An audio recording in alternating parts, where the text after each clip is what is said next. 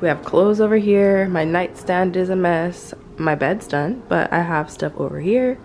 I have my tripod. I have stuff all over there. I have shoes on the floor, clothes. It's just like, we're about to situate this. I'm not doing like a deep clean or anything like that, so I won't be getting like super dirty or dusty or anything. I just need to pick up all the little areas in my room.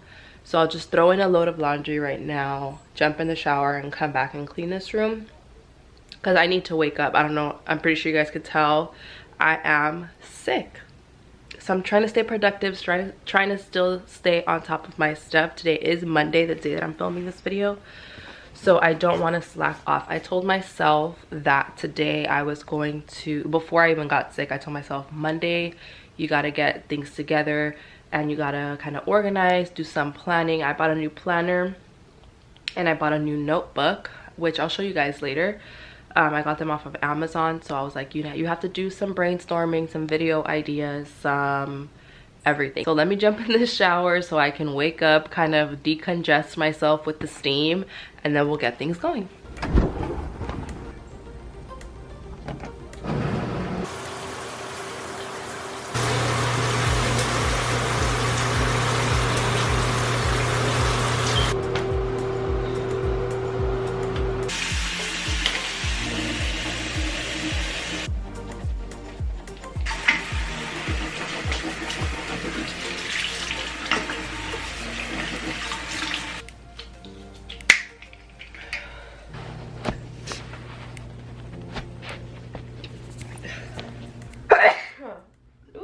I don't feel like doing my hair, so I'm just gonna throw it in a bun really quick.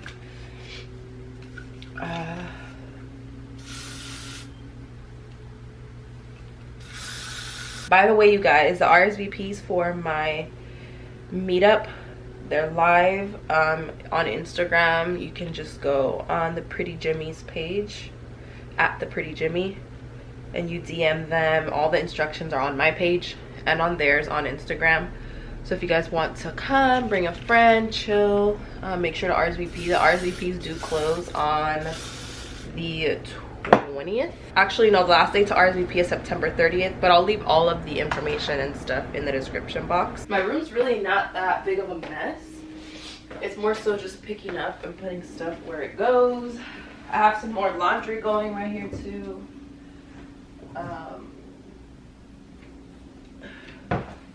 I just like having it picked up, especially at the beginning of the week. And I still have yet to find a nice drawer that I like for this part. This officially broke.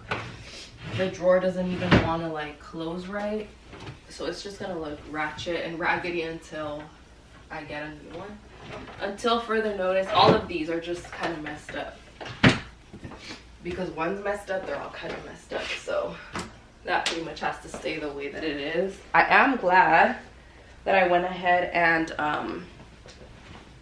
showered before I started picking up, and just to start my day, because I already feel a lot more open.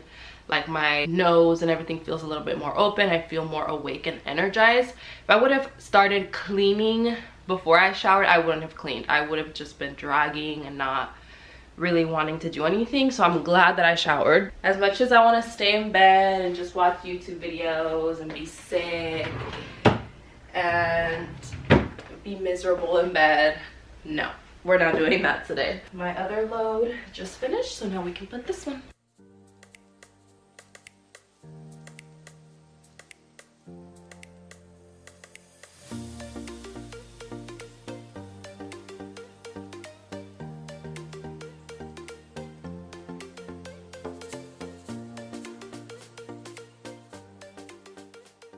Before I put these away, these are care packages I thought I would show you guys.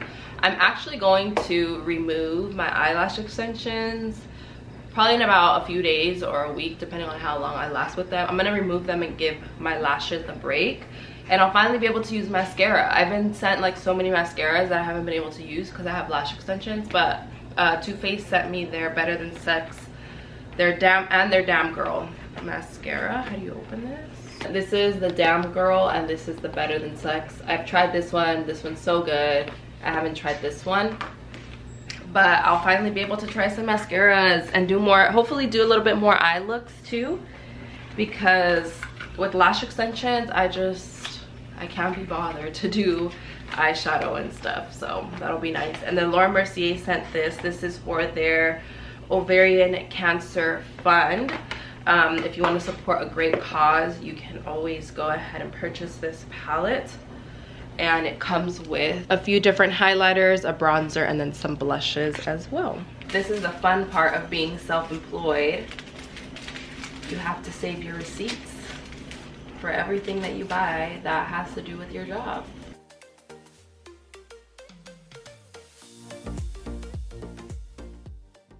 I wasn't going to, but I think I am gonna do my makeup just to really feel ready for the day, because I'm gonna go run some errands and stuff.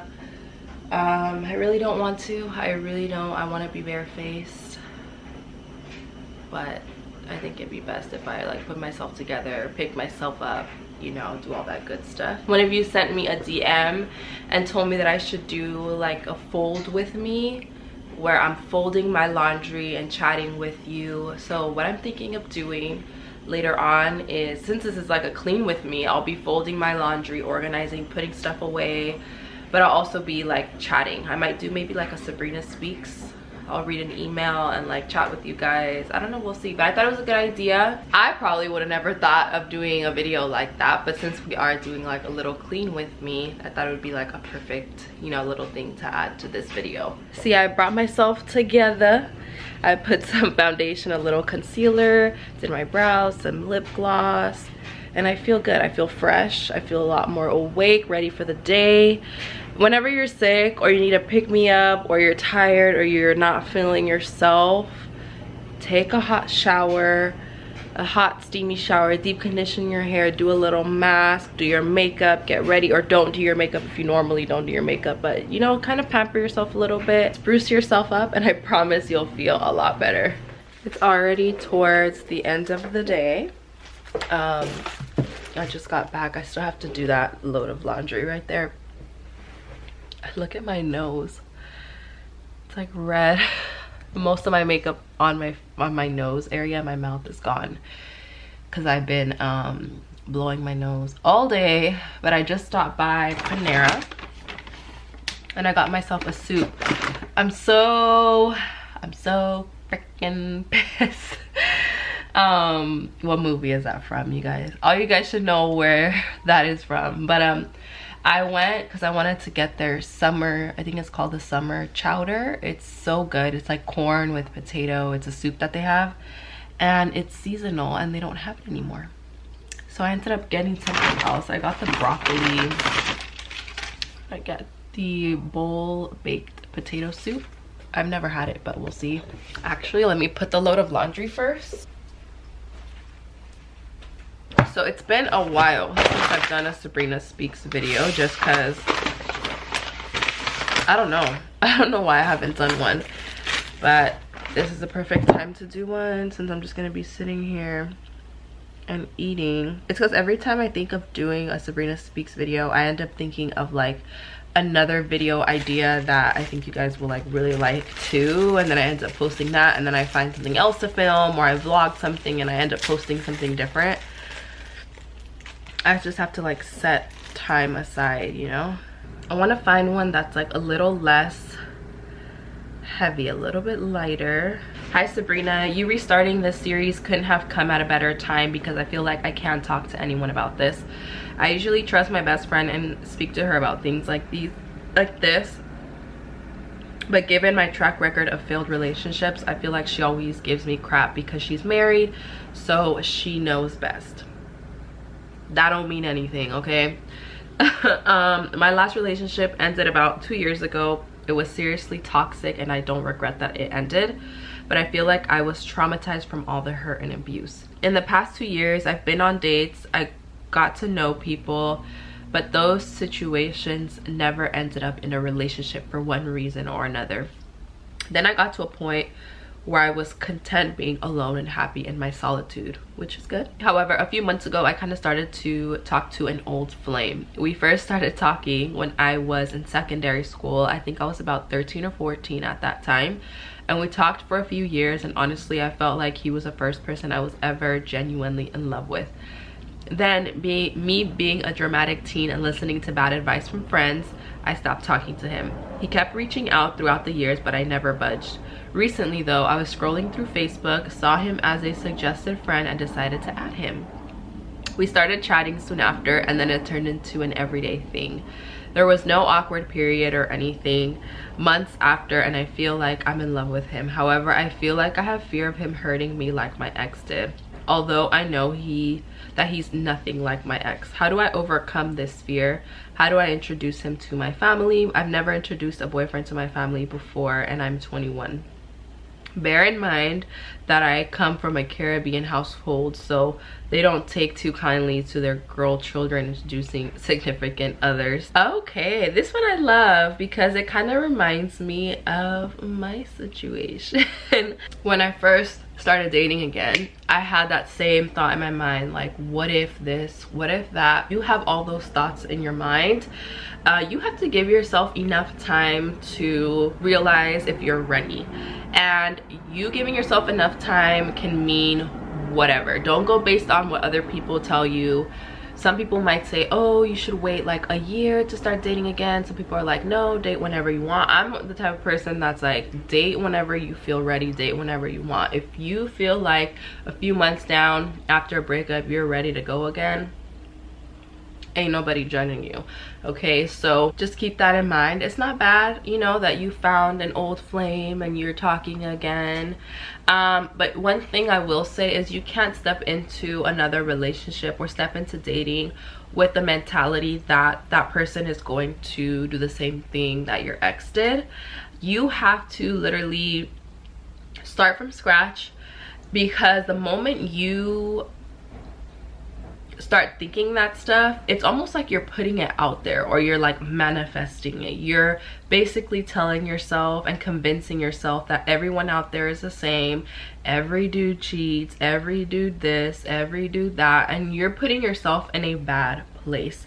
If you can sit there and tell yourself this is going to be an amazing relationship and this person is the one, and I am going to be with the most amazing person and I am happy, and you start to put that in your mind and putting it out there, that is what you will receive. And at the same time though, you can't be naive. So it's kind of like you have to have a good balance of both. You're obviously still gonna have your walls up. You're obviously still going to be looking for those red flags, and you're still gonna be, you know, wondering what if.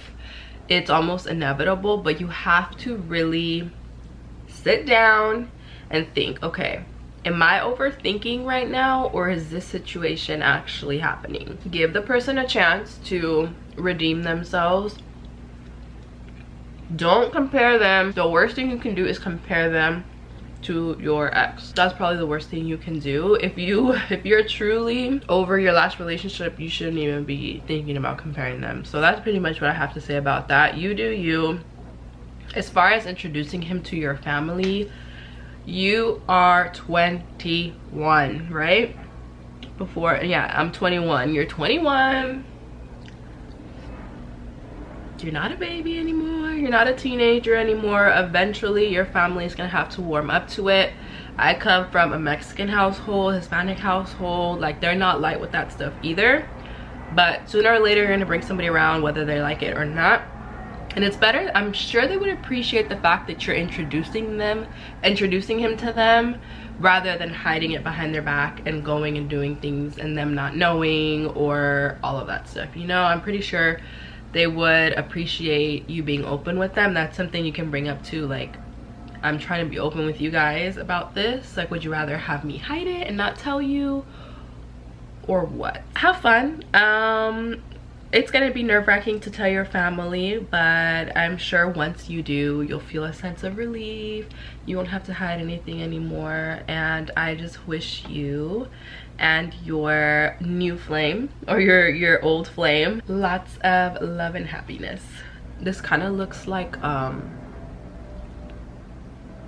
mashed potatoes, or like porridge, oatmeal. This one's actually really good too. I would get it again. Ooh, this next one's a good one, but I'm gonna finish eating and then I'm gonna start doing my laundry, and I'll I'll talk about this one as I'm folding my clothes and stuff. I'm like, let me make sure there's no like chonies or anything sticking out while I'm trying to talk here. I mean, they're clean, so it doesn't matter anyway, but still. All right, so let me pull up this email. I have my phone charging because I've been using it all day. Hi Sabrina, I'm hoping to get your take on social media in relationships and prefer to be anonymous if you decide to include this topic in a video. My boyfriend's Instagram content is travel pics, which he started before we met. During our trips, we take photos together and then also individually, and he only posts his individual pictures or scenery shots. My IG posts are very occasional, and I've shared some of our couple's photos. He's fine with me posting us and tagging him, even though tag photos are not visible for his account. What do we think so far, you guys? What do we think so far? I've communicated my opinions that his social media presence looks like he's single, and I think that he has a lot of random followers besides his friends, and that it looks like he follows many random women. He hasn't changed anything yet and doesn't have much to say about it. We're in a 3-year relationship and both live at home about 40 minutes away. We talk every day, usually spend weekends together, and 2 to 3 vacation trips each year. He has met my family and friends. I've met his family and haven't met many of his friends.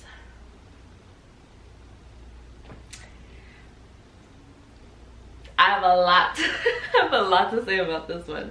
I met his family, I'm 33 and he is 35. We agree that we want to get married. What are your thoughts and expectations of social media posts while in a relationship? At this point, I value meeting his friends higher than couples.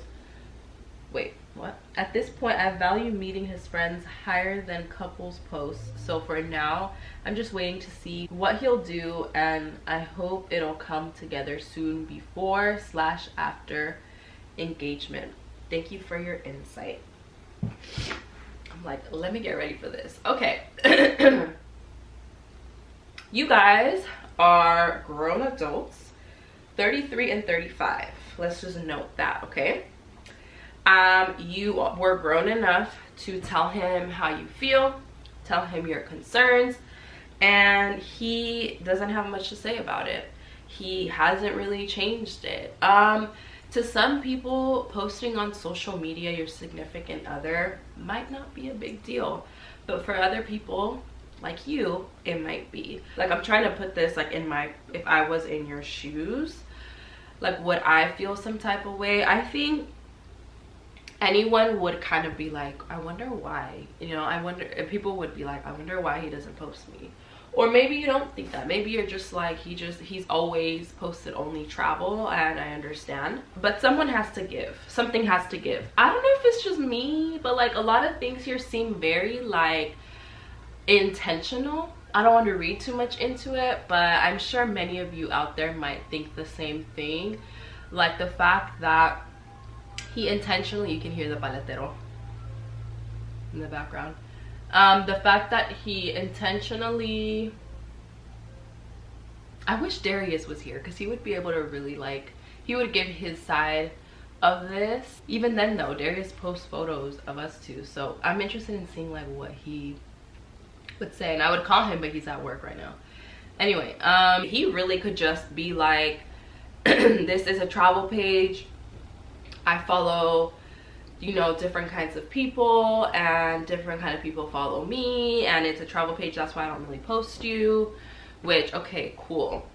But also, I think it's really important, and me and Darius were actually saying this too, that when you're in a relationship, I think you should have a feel for what the other person likes and doesn't like when it comes to social media, because that can be a very touchy subject. When you're in a relationship, like to me, and when me and Darius were having this conversation too, he was saying too that it just seems like common sense for when you're in a relationship to not be following random women that you don't even know, women that maybe post things that your girlfriend wouldn't like. Whatever that is doesn't necessarily mean it's like a photo of her body, it can be whatever it is that your significant other doesn't like. If you follow people that are like that, just expect some kind of issue or backlash, and know that that is something that they don't like. If you wish to continue to follow them, then that's something that you have to kind of deal with. You're gonna have to deal with your significant other constantly bringing that up.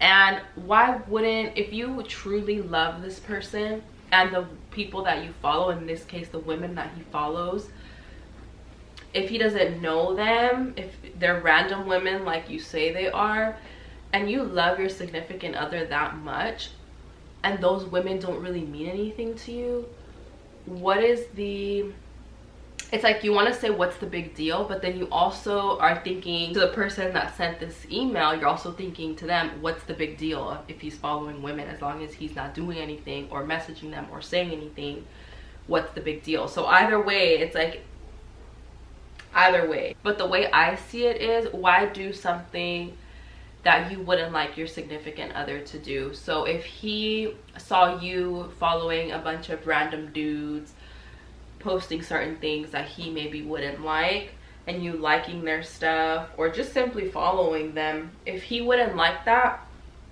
then why is it okay for, you know, it to be vice versa? That's the way I see it. And if you're grown adults, you guys are already past your 30s, you guys are grown, you guys should be able to have open conversations about that.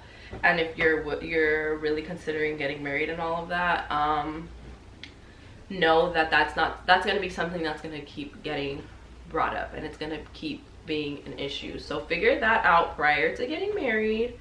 Really make sure that that's like all cleared up, that it's no big deal, that nothing is going on. It's easy for us to say, you know, it might not be a big deal, whatever, but when you're in that situation, you're like, why would he not post photos of us? It's like the petty in me wants to be like, well, then stop posting photos of him too. But I'm trying not to think like that. I'm trying to give you guys like the real, like, both sides, the more like logical answer, rather than being like the petty. But what do you guys think below? Would you feel some type of way, like, if your boyfriend or your girlfriend, your significant other, was always posting photos but hardly, like, no photos of you, and whenever you tag them in a photo, it doesn't come up on their stuff, they follow random people, they're not willing to post you or not budging about it, and yeah, how would you guys feel? I'm curious to know. In this case, I don't think your significant other is being considerate of how you feel. Even if he isn't willing to change it, he should at least be open to hearing how you feel about it, and maybe suggesting something else to make you feel better. Or if he, like, not necessarily saying that he has to prove himself, but if there's another way of him being like, okay, look, I know you're thinking that, you know, all these different things are red flags, that I'm not posting you, that I'm not, you know, putting your tag stuff, or I'm following random people, like, I'm not doing anything, let me prove it to you, or let me show you, or let's change this, or I really want to work this out, I don't want you to feel uncomfortable. But if he's like, you're overreacting, you're crazy, then that's a different story. Relationships are all about compromising and communication and being adults and being able to talk about things like this. And I think this is a case where one person is gonna have to compromise, and y'all are gonna have to talk about it and hash it out for sure. Should we do one more? I think we should do one more. First things first, you're the realest. Thank you. I just wanted to say I've been a long time fan now. The biggest reason being because out of all the influencers I follow, I feel that you're the most like me. I'm Afro-Latina just like you, except I'm black and Salvadoreña. My boyfriend and I have been dating for nearly 5 years.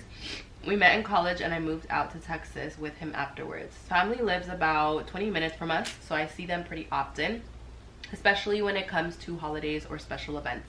While my own heritage is mixed with all kinds of cultures, he's white. And the fact that we are an interracial couple brings forward a lot of issues that I feel most people wouldn't experience unless they are an interracial couple, or are of diverse heritage themselves. I am a very independent person who has strong opinions, especially when it comes to politics. Let me move over here. Especially when it comes to politics. But I feel that this is something that I have avoided approaching when it comes to his family, almost out of fear of hearing the worst when it comes to their beliefs. It's getting to a point in our relationship where the only thing that is really left is getting engaged and married. But I don't feel comfortable even thinking about that before I know where his parents stand on subjects like immigration, human rights, etc. I certainly don't feel comfortable taking that next step towards joining a family that could be on the complete opposite stance as I am. This sounds really difficult, for sure.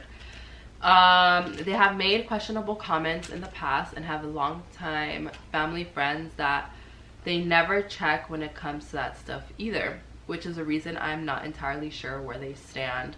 My question is this: how do I begin to bring these kinds of things up to his family while trying to remain as balanced / calm, cool, and collected as possible? This all hits so close to home for me, especially with being the daughter of immigrants. Whenever I get into any sort of debate with anyone about it, I end up getting really emotional. Women of color are always the ones having to explain and essentially give a reasoning for their existence to people who don't ultimately care. And it's exhausting. But I know that I can't immediately take an offensive position if I want his family to actually listen to what I am saying. That's the most frustrating thing to hear too, is the fact that you have to hold back and think about not being too offensive because of what they think, because in that situation you're still you're not the dominant one, you're still the minority in the situation. So that's very frustrating too, because you almost feel like you can't really speak to them about it because of their position in the world and because of your position in the world. So I totally get it. Have you ever had to approach this stuff with someone of a different heritage / race than you? If so, do you have any tips? With love, desperately stuck in Texas. Mail. Okay, so this one right here, I have been around people who also have made very questionable remarks about like things when it comes to race and when it comes to politics and stuff. Me in general, I just try to even avoid having that type of like when it comes to politics. I don't really talk about politics on my channel. I don't really talk about politics to a lot of people that I know. To my significant other, obviously, yeah, because we're on the same page with that. But like, I just think when it comes to politics in general, it's such a touchy subject. But I can see why you would be hesitant and why you would want to know where they stand before you full on commit yourself to not only your partner but your family. Because when you're marrying your partner, if they're close to their family, it's like you're marrying them too. Like, they're gonna be there for as long as your partner is, unless something like pops off and they just like don't talk for whatever reason. But majority of the time, like, they're gonna be there. So you want to know like where they stand. And then you guys have been together for some time. You guys have been dating for 5 years, even though you guys live about 20 minutes away. Like, I would think that after them being around you, they would kind of be a little bit more open, like a little bit more open about their thoughts and not be so blinded by having an open mind. But there are people out there that are just set on what they think and their way is right, and that's what it is. And it's frustrating. I totally get it, especially being, you know, a woman of color and feeling like you always have to be explaining yourself. Being a woman in general, I feel like a lot of times we feel like we have to explain ourselves, or we have to brush things under the rug, or bite our tongue, all that stuff. Actually, I want to know, like, what does your boyfriend say or think about all of this, and think about the things that his parents have said? You said that they've said some pretty like questionable things. So I'm wondering, like, what does your boyfriend say? Where does he stand in all of this? Because if you guys are thinking of getting engaged or thinking about getting married, something that I think is very important, and that has nothing to do with politics, has nothing to do with race, nothing like that, but something that I think is very important when you're in a relationship, a committed relationship, is, does your partner stand up for you?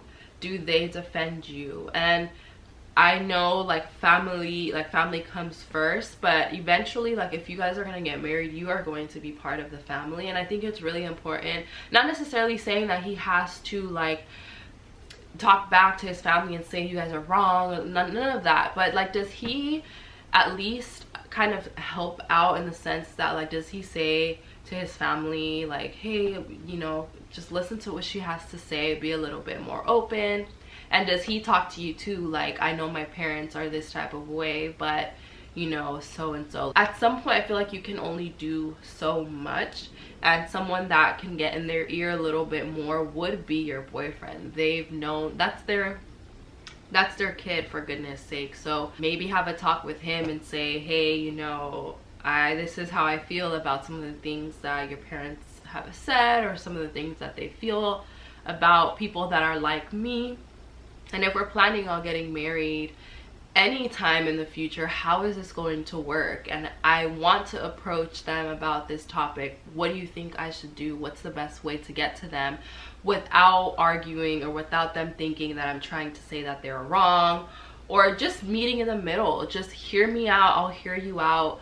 You can have your opinions, I can have mine, but I just want you to see where I'm coming from, and it's not everything that you think that it is, and you might learn something out of it too. I just think both parties have to sit and really listen to each other, and once you speak about how you feel and your different opinions on certain topics and stuff like that, especially when it comes to immigration, once you talk about it, I think that I don't think it should be a topic that is constantly being brought up unless everyone is completely comfortable with it, because you don't want it to be a continued issue in your relationship, or in your relationship, or how it affects you and his family.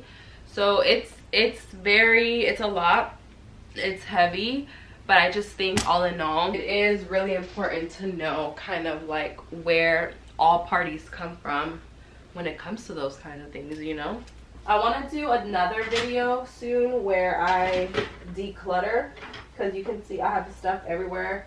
I keep saying I'm gonna like organize and stuff, but I need to go through. I've already gone through my closets, you guys, and I've already looked through and taken out everything that I need to donate, which is insane because I still have a lot of clothes.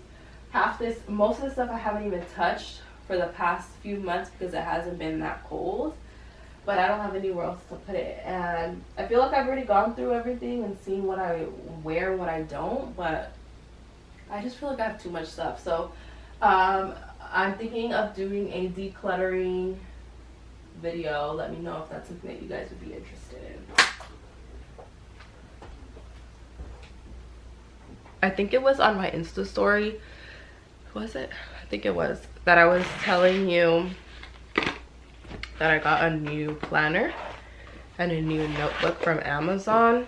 So I wanted to show them on here because a few people asked me which one I got and wanted to know how I organize and stuff like that. So I got them both, these black ones, because I figured whenever I do move, I can use these also for decor. Like I could just lay them on top of a table or something, and they're just black, simple and easy to access. So this is from the brand Cambridge. This is just a regular notebook. It's a hardcover, but it's just like a regular lined notebook, spiral notebook. It's just a little bit better quality than the like flimsier ones, and it does come with this little thing in the front so you can put stuff in there. With this notebook, what I'm planning on doing is writing down video ideas, things I want to cover, topics, work stuff. Also, I'm trying to get into manifesting a little bit more and writing down, like I want to do a vision board, because there are a lot of things that I want to do coming up. There are certain goals that I have set for myself for the year ends, and I just really want to make sure that I clearly see them and I see them every day, remind myself. And I just think that's the best thing, because there are so many things that I have written down and made goals for, and I've actually achieved them. So I'm a firm believer in manifesting, because I cannot even explain to you guys how many times I was going through something, or I prayed for something, or I tried manifesting something and actually received what it is that I was praying for and asking for and trying to manifest. You know, it's just insane. And it's happened multiple times. It's happened at the times where I just felt very helpless almost, and I felt lost, and I was like, how am I gonna move forward, and where am I at? I'm stuck, all of that. I don't know how, but it always has just come together, and I say that in the most humble way possible. This is the planner that I got. This is the one I used to have. I told you guys I got it at Marshall's for $9.99. I think this one was like $9.99 too, around there, or like 15 bucks, something like that. This is from 2019 to 2020. I wanted something a little bit more simple, minimalistic, not so girly. This one is cute too. It has like stickers and stuff, but I just always, the more simple something is just my vibe. It's more me. I'm a minimal kind of girl, okay? So I got this one, and it has this. When you open it up, the next page, you can write any emergency contacts, friends, family, your personal info in case you lose it. And then it also has a calendar, like a yearly overview on this side. And then on this side, it has all of the holidays. Then it starts from July. You know, you can go ahead and fill in whatever it is that you want to fill in. And for every month, you also get like a full calendar too, like that. So I like it. It's just black, white, simple, no crazy designs, no like stickers everywhere. It's simple to the point, and it has everything that I need. Plus it's big. This one is a lot smaller, as you can see, and I like like a full notebook style planner, just because I jot stuff a lot and I don't have small writing either, so I just prefer to have more space. So I'll link these below in case you guys are interested. And then I also have some colored pens that I got from Target. I got asked where I got these from too. When I got these, I was like, 13-year-old me is so happy right now, because I used to obsess over these pens, and when I went to go buy them, I realized why my mom never wanted to get them, because they're expensive. And that's it for today's vlog. I should probably stop talking and let my throat rest and let my nose I need to rest, because I'm clearly congested and sick. But I really wanted to still vlog for you guys and put up a video either way, and it made me feel better to still work and get moving and get myself ready and talk to you guys and everything. I already feel a lot better, so hopefully I wake up tomorrow feeling even better. But I hope you enjoyed this little vlog. Thank you guys so much for watching. Give it a thumbs up if you enjoyed it. Follow me on my Instagram at MarieJ. Whenever I'm not on here, I am over there. I love you all, los quiero mucho, and I will see you all in my next video. Hopefully not sick.